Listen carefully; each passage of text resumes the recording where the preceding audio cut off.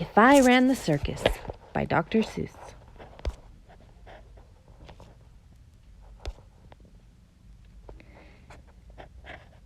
In all the whole town, the most wonderful spot is behind Sneelock's store in the big vacant lot. It's just the right spot for my wonderful plans, said young Morris McGurk, if I clean up the cans. Now, a fellow like me, said young Morris McGurk, could get rid of all this junk in a half-hour's work. I could yank up those weeds and chop down the dead tree and haul off those old cars, there's just 2 or 3. And then the whole place would be ready, you see. All ready to put up the tents for my circus. I think I'll call it the Circus McGurkus. The Circus McGurkus, the world's greatest show on the face of the earth, or wherever you go. The Circus McGurkus, the cream of the cream. The Circus McGurkus, the circus supreme. The Circus McGurkus, colossal, stupendous, astounding, fantastic, terrific, tremendous. I'll bring in my acrobats, jugglers, and clowns from 1,033 faraway towns to the place that you'll see them in, ladies and gents, right behind Sneelock's store, in the great McGurk tents.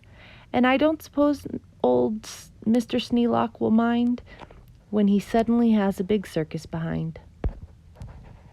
After all, Mr. Sneelock is one of my friends. He might even help out doing small odds and ends, doing little odd jobs.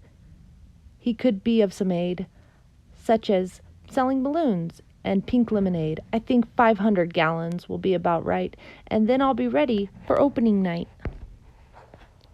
What an opening night! What a night, what a sight! I'll hoist up the curtains, and the crowds will crowd in, and my Circus McGurkus will promptly begin, with a welcoming toot on my welcoming horn, by my horn-tooting apes from the jungles of Jorn, where the very best horn-tooting apes are all born, 'cause the very fresh air there is fine for their lungs, and some of those fellows have 2 or 3 tongues. This way! Step right in! This way, ladies and gents! My sideshow starts here, in the first of my tents. When you see what goes on, you'll say no other circus is half as great as the Circus McGurkus is. Here on stage, one from the ocean of Ulf is a sight most amazing, a walrus named Rolf, who can stand on 1 whisker. This wonderful Rolf, on top of 5 balls, 2 tennis, 3 golf. It's a marvelous trick, if I say so myself. And on stage number 2, here is something quite new. From a country called From comes this drum-tummied snum, who can drum any tune that you might care to hum. Doesn't hurt him a bit, 'cause his tummy's drum's numb. And now, meet the Foon, the remarkable Foon, who eats sizzling hot pebbles that fall off of the moon. And the reason he likes them red hot, it appears, is he greatly enjoys blowing smoke from his ears. Of course, pebbles like this are quite hard to collect, but Mr. Sneelock will manage somehow, I expect. After all, Mr. Sneelock is one of my friends, and I'm sure he'll help out doing small odds and ends. And on stage number 4, see the Willy Walloo, who can throw his long tail as a sort of lasso, and with a flip of the hip and with a tail of his kind, he can capture whoever is standing behind. He can capture old Sneelock, I'm sure he won't mind. And now here is a hoodwink who winks in his wink hood. Without a good wink hood, a hoodwink can't wink good. And folks, let me tell you, there is only one circus with a wink-hooded hoodwinks, the Circus McGurkus. The show of all shows. There's no other showman who shows you how a show with a blindfolded bowman with a brigler baroot, the world's sharpest sharpshooter. Look at him shoot through the holes in 4 donuts and 2 hairs on a worm, and the knees of 3 birds without making them squirm. And then on through a crabapple, up on the head of Sneelock, who likes to help out, as I've said. And now come to this spot, where the spotlight is hot, and you'll see in the spotlight a juggling Jot, who can juggle some stuff that you think he might not. Just as 22 question marks, which is a lot, and 44 commas, and also 1 dot.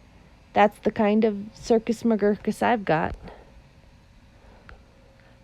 But that's just my sideshow, a start, a beginning. This way to the big tent. You'll find your head spinning. Why, ladies and gentlemen, youngsters and oldsters, your heads will quite likely spin right off of your shoulders. So hurry, step lively, quick, ladies and gents, and get in to your seats. In my tent of all tents, my parade of parades is about to commence. You'll see Drum Major Sneelock fling-flanging his baton, and my organ McGorkus, come on, with its hot pipes of gold brass-plated tin, snorting all sorts of snorts like in a bumbling din. That is, super stupendous, stupendous, strurorous, and when I play Dixie, please sing in the chorus. Then a fluffled, muffled truffle will ride on a huffle, and next in line a fine flumix will shuffle. The flumix will carry a lurch in a pail, and the fibble will carry a flimix's tail, while on top of the flimix 3 harp-twanging snarp will twang mighty twangs on their 3 schnarper harp, while a bolster blows bloops on a 3-nozzled blueser, a nolster blows floops on a 1-nozzled nooser, and then comes a lion whose party a trout. Then more stuff for 45 minutes about. And then behind them, then, while everyone stares, come my to and fro marchers, who march in 5 layers. The fros march on 2s, and the 2s march on fros. Don't know how they do it, but that's just how it goes. And now comes an act of enormous enormance. No former performers performed this performance. His stun is so grippingly, slippingly frightening, down from the top of my tent like greased lightning. Through pots full of lots of big stickle bush trees slides a man, what a man, on his roller skate skis, and he'll steer without fear, and you'll know at a glance that it's Sneelock, the man who takes chance after chance, and he won't even rip a small hole in his pants. And now here, in this cage, is a beast most ferocious, who's known far and wide as the spotted atrocious, who growls and howls and yowls the most blood-curdling sounds, and each tooth in his mouth weighs at least 60 pounds, and he chews up and eats with the greatest of ease things like carpets and sidewalks and people and trees. But the great Colonel Sneelock is just the right kind of man who can tame him. I'm sure he won't mind. Then I'll let Sneelock off for a few minutes rest, while high over your heads you'll see the best of the world's finest, fanciest, breezy trapezing, my Zoom-a-Zoop troopy from West Upper Bendeezing, who never quite know, while they zoop and they zoom, whether which will catch what one, or who will catch whom, and if who will catch which by the what and just where, or just when and just how, in which part of the air. Aye, aye, what a circus, my Circus McGurkus. My workers love work. They say, work us, please work us. We'll work and we'll work up so many surprises. You'll never see half if you have 40 eyeses. And now again Sneelock, brave Sneelock is back, risking life on my patented life-risking track. While the speedsters I call my colliding collusion race round in swift cars called abrasion contusions, and Sneelock just lies there, not one bit excited. I know he won't mind, he'll simply be delighted.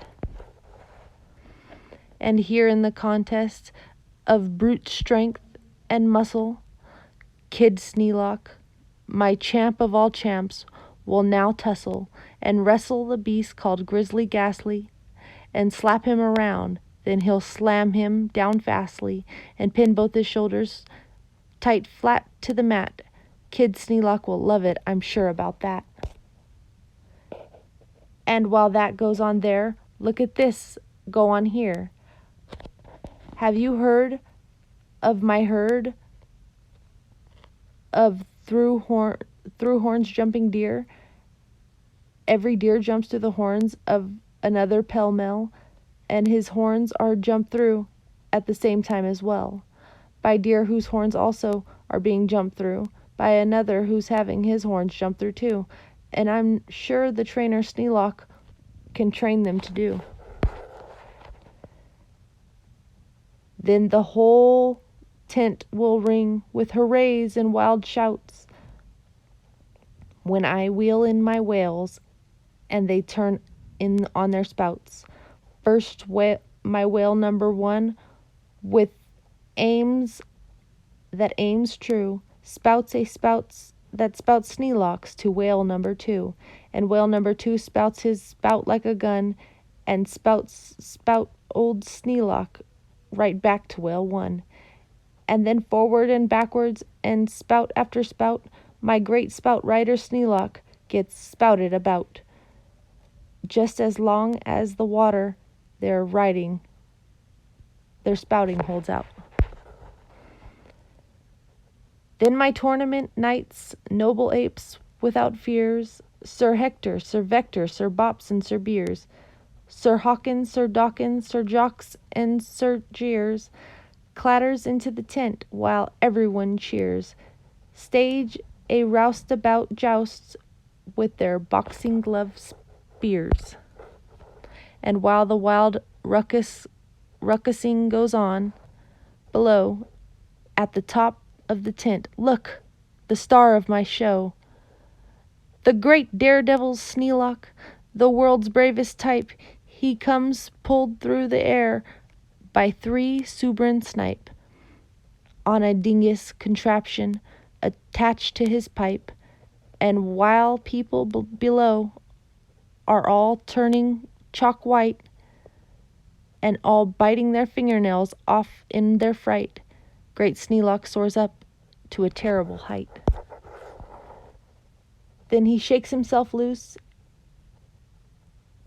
and he starts down in a dive such as no man on earth could ever come out alive.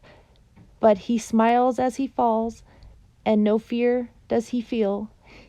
His nerves are like iron, and his muscles are like steel. He plunges down, down, with his hair still combed neat, 4,692 feet. Then he'll land in a fishbowl. He'll manage just fine. Don't ask how he'll manage. That's his job, not mine. Why, he'll be a hero. Of course he won't mind when he finds that he has a big circus behind.